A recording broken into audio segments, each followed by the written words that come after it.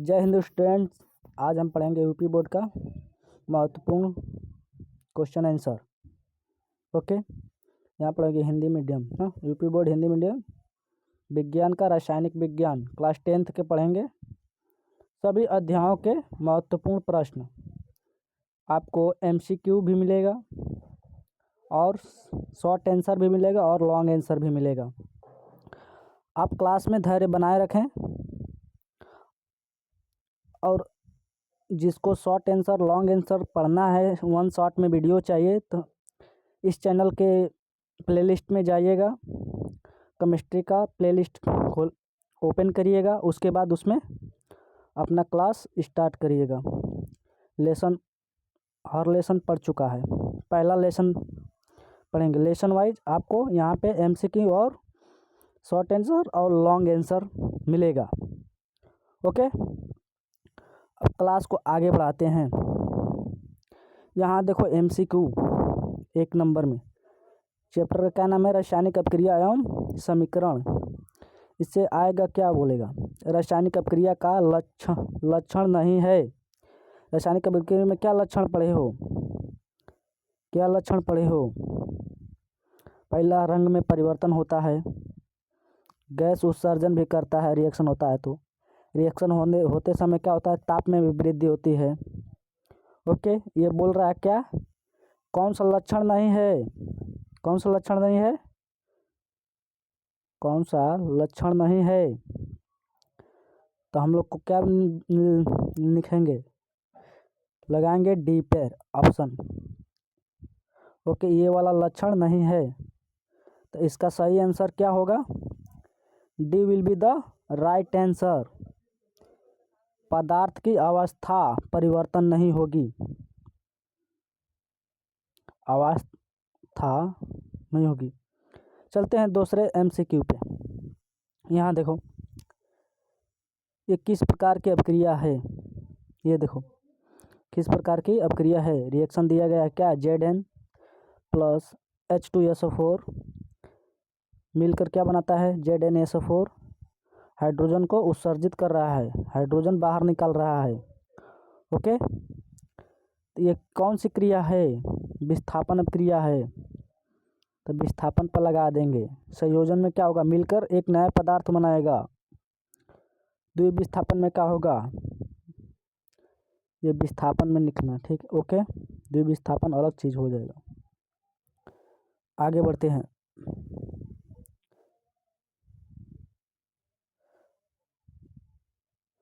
Okay, चलते हैं तीसरे पे। तीसरा देखो, तीसरा में कौन सा पदार्थ अपचयी हुआ? इसमें से देखो, ये क्या है? Fe2O3। इसमें क्या मिलाया जाता है? 2 एल्युमिनियम प्लस ये क्या बना रहा है? Al2SO3 और 2Fe निष्कासित कर रहा है, बन के तैयार हो रहा है। तो क्या होगा? Fe, तो ये बन रहा है तो यही होगा। A will be the right answer. अब शॉर्ट आंसर पर चल रहे हैं। ये मोस्ट इम्पोर्टेंट क्वेश्चन आंसर आपको मिलेगा यहाँ पे। अब शॉर्ट आंसर में लिखना। शॉर्ट आंसर में यहाँ देखो,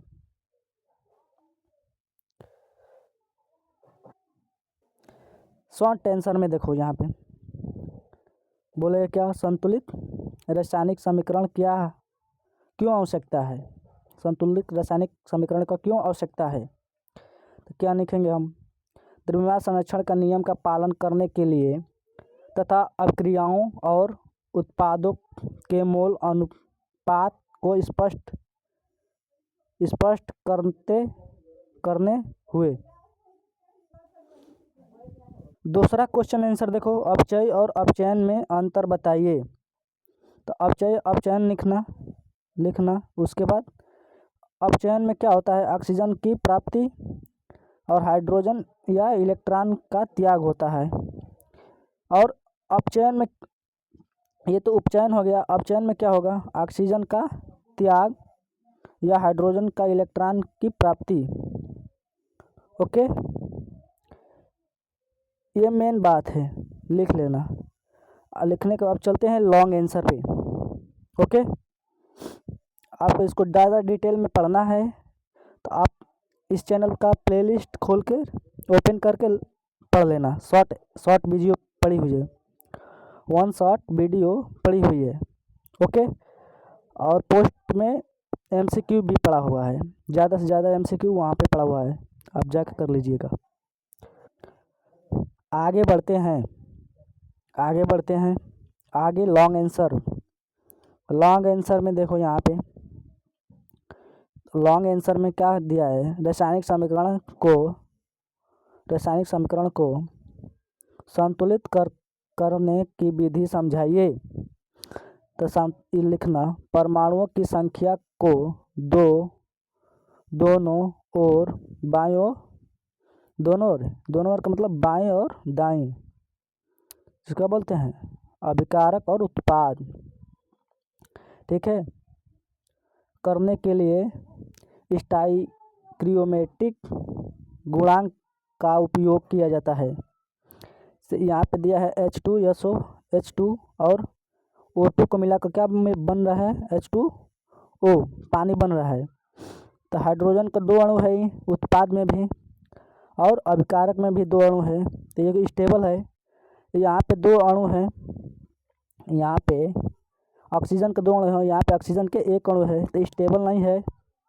तो स्टेबल करने के लिए क्या करना पड़ेगा, ऑक्सीजन को यहाँ पे गुणांक देना पड़ेगा। यहाँ पे आगे 2 से गुणांक दोगे तो क्या बनेगा, 2H2O।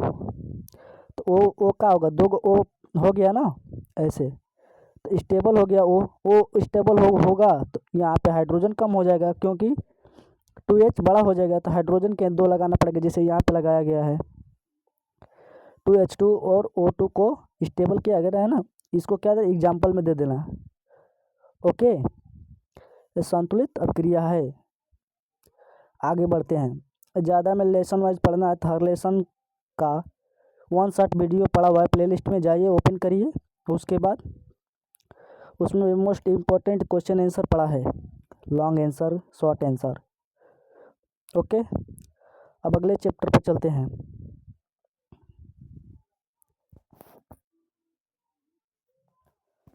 अगला चैप्टर का नाम क्या है, लेसन 2 का अध्याय 2 का क्या नाम है, अम्ल क्षार एवं लवण। अम्ल क्षार लवण में 3 MCQ आपको मिलेगा, मोस्ट इम्पोर्टेंट MCQ मिलेगा। ओके, यहाँ देखो इसका पहला आंसर, नींबू का pH मान होता है, pH मान क्या होता है, एक स्केल होता है ना, 0 से लेके 14 तक, अब बीच में क्या होता है 7 से कम वाला क्या होता है, अम्ल होता है, और 7 से ज़्यादा वाला क्या होता है, क्षार होता है, और बीच वाला उदासीन होता है। ये आपको डिटेल में पढ़ाया गया है 1 शॉट वीडियो में, जाकर प्लेलिस्ट में जाइए, और क्लास 10th का प्लेलिस्ट बना है केमिस्ट्री का, उसमें इसको उस पर क्लिक करके देख लीजिएगा। ये क्या है, 2 अम्लीय होता है ना नींबू, इसका आंसर क्या होगा 2। ओके, इसका आंसर क्या होगा 2। और दूसरा का देखना, अब दूसरा क्वेश्चन आंसर देखो, यहाँ पे यह अभिक्रिया दिया है NaOH फिर HCl उसमें जोड़ रहा है। ओके, फिर NaCl बना रहा है और हाइड्रोजन दे रहा है। इस प्रक्रिया की अभिक्रिया को क्या बोलते हैं, उदासीनीकरण में क्या होता है, लवण और जल प्राप्त होता है। ओके, उदासीनीकरण में लवण और जल प्राप्त होता है। A will be the right answer. आगे बढ़ते हैं। क्रिस्टलीय जल वाला लवण है, कौन सा लवण, NaCl नहीं है, CaSO4 नहीं है, इसमें क्या है CuSO4, हाइड्रोजन के 5 अणु। C will be the right answer. Okay, आगे बढ़ते हैं। यहाँ देखो,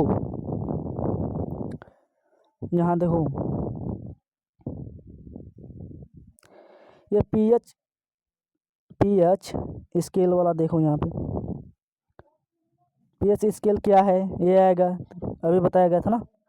तो 0 से 14 तक का पैमाना जो किसी विलयन की अम्लीयता या क्षारीयता को प्रदर्शित करता है उसको पीएच स्केल कहते हैं, पीएच स्केल कहते हैं।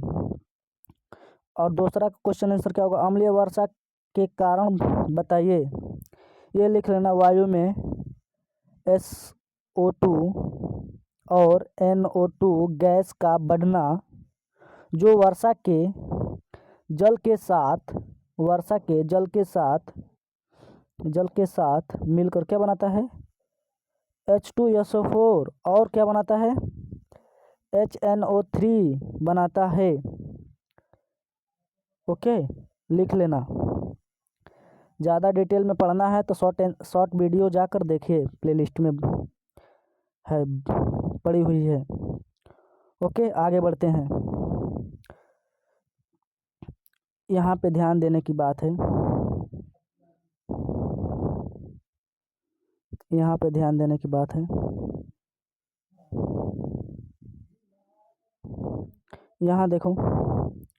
यहाँ देखो उदासीनीकरण, फिर गैस का निष्कासन होगा।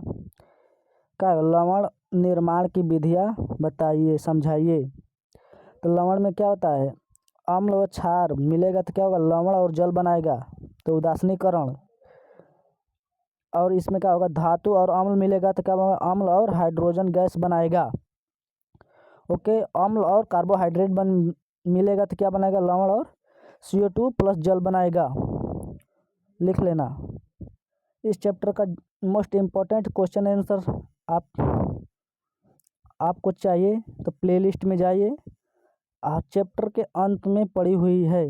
आपको चैप्टर के अंत में चैप्टर वाइज पढ़िएगा टॉपिक, उसके बाद उसमें जाइएगा, अम्ल क्षार लवण के मोस्ट इम्पोर्टेंट उसमें क्वेश्चन मिल जाएगा, लॉन्ग आंसर।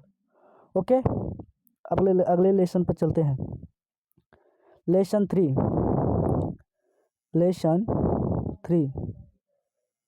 थ्री पर देखो, यहाँ पे लेसन 3 में धातु अधातु, इसमें क्या होगा, सबसे अधिक अभिक्रियाशील धातु है, कौन है सबसे अधिक क्रियाशील, पोटेशियम। इसमें तो पोटेशियम है, लिथियम भी होता है, बस पोटेशियम। ऐसे कि सबसे कम क्रियाशील सोना होता है, जब चांदी होता है, जिंक, लोहा। ओके, आगे बढ़ते हैं। B will be the right answer, एक पहला का, दूसरा का भी बी ही होगा। क्या बोल रहा है, आयनिक यौगिक का उदाहरण है, तो आयन कौन देता है, NaCl। ओके, आयन NaCl देता है, इसका भी आंसर क्या होगा, B will be the right answer. तीसरा का देखो, तीसरा में क्या, लोहे में जंग लगना कहलाता है, क्या कहलाता है, संक्षारण कहलाता है, ऑक्सीकरण नहीं कहलाता है, अपचयन भी नहीं कहलाता है, संयोजन भी नहीं कहलाता है। A will be the right answer. आगे बढ़ते हैं। मोस्ट इम्पॉर्टेंट लघु उत्तरीय देखो, यहाँ पे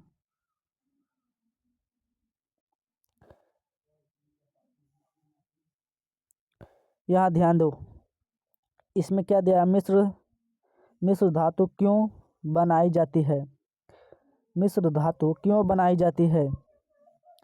इसका उत्तर निकला, धातुओं की गुणवत्ता बढ़ाने के लिए बनाई जाती है, बढ़ाने के लिए बनाई जाती है।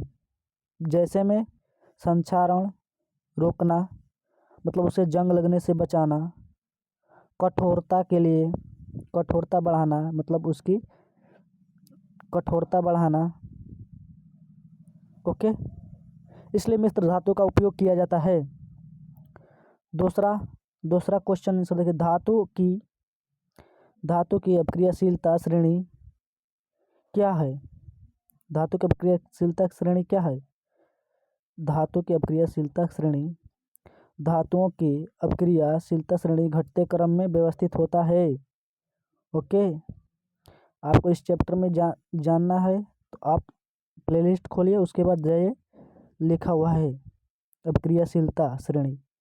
बीच में हाइड्रोजन होता है, हाइड्रोजन के ऊपर वाले क्या होते हैं, क्रियाशील होते हैं, हाइड्रोजन के नीचे वाले क्या होते हैं, अक्रियाशील होते हैं, मतलब कम क्रियाशील होते हैं। ओके, अब आगे बढ़ते हैं।